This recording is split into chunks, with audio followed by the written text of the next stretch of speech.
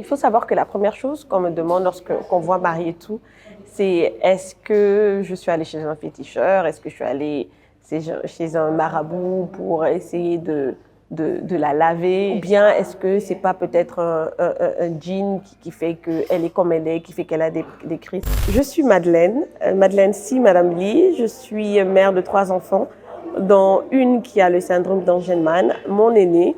Je suis la présidente de l'association Graines d'Espoir, qui est une plateforme vraiment pour aider, assister les parents, les accompagner ici en Guinée.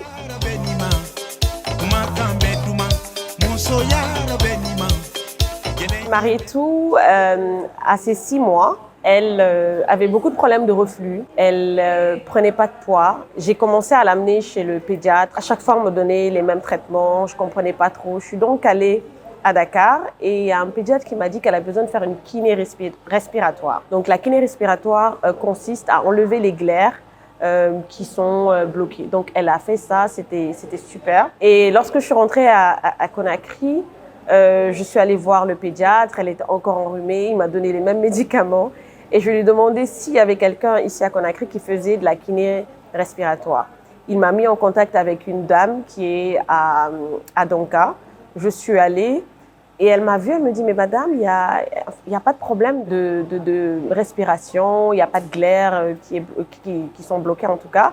Mais par contre, je vois qu'il y a un petit souci.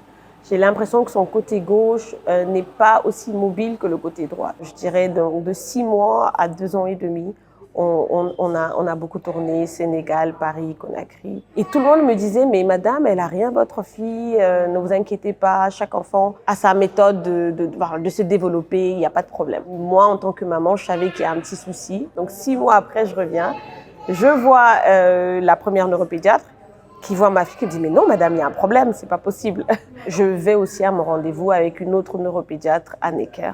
Et elle demande tout de suite de faire un EEG. Donc EEG, c'est un examen qu'on fait au niveau du cerveau, de la tête. Et c'est comme ça, 1 mois après, on m'envoie un mail et on me demande de me rendre à Paris.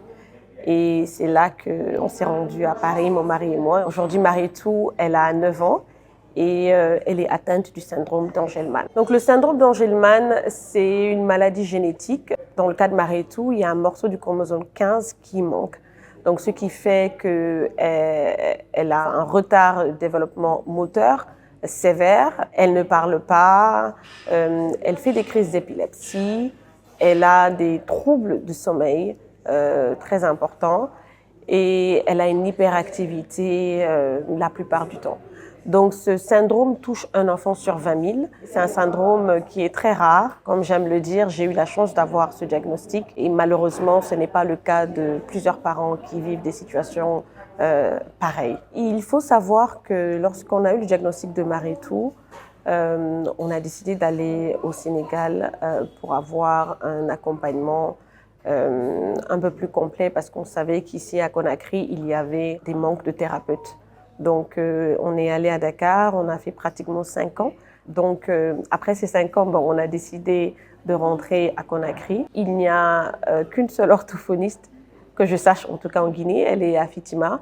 Ma fille, Marietou, est suivie à Fitima en éducation spécialisée. Aujourd'hui, en Guinée, on manque de thérapeutes. Nous avons besoin de psychomoteurs, d'orthophonistes, d'ergothérapistes et beaucoup plus d'éducateurs spécialisés. Il faut savoir que la première chose qu'on me demande lorsqu'on voit Marietou, c'est est-ce que je suis allée chez un féticheur, est-ce que je suis allée chez un marabout pour essayer de la laver, ou bien est-ce que c'est pas peut-être un djinn qui fait qu'elle est comme elle est, qui fait qu'elle a des crises. Les gens n'essayent pas aussi de comprendre, qu'il y a des enfants qui sont différents et qui ont besoin d'accompagnement différent que des enfants qui n'ont pas de conditions. J'ai eu des réactions de personnes qui avaient peur de ma fille. C'est vrai qu'elle a des mouvements brusques, mais elle n'est pas agressive. Lorsque on t'informe que ton enfant a un souci, c'est un deuil. Et il faut le faire, il faut passer par ces étapes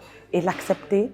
Et maintenant, se renseigner, s'informer et voir qu'est-ce que son enfant a besoin. Nous, notre objectif avec notre fille, c'est qu'elle soit heureuse, qu'elle soit autonome sur certains aspects de la vie, manger, pouvoir s'habiller, pouvoir aller aux toilettes. Moi, je dirais à ces parents qui sont en contact direct avec des enfants porteurs de handicap, déjà de ne pas être brusque. Lorsqu'ils s'approchent d'eux, il faut s'approcher doucement. Il faut juste un petit sourire. Donc ce sont des petits gestes-là qui sont importants et qui font que cet enfant se sente en sécurité et puisse vous approcher. L'enfant ressent. Il ressent toutes les émotions. Il ressent plus, je dirais, les émotions qu'un enfant qui n'a pas de besoin particulier. Abonnez-vous.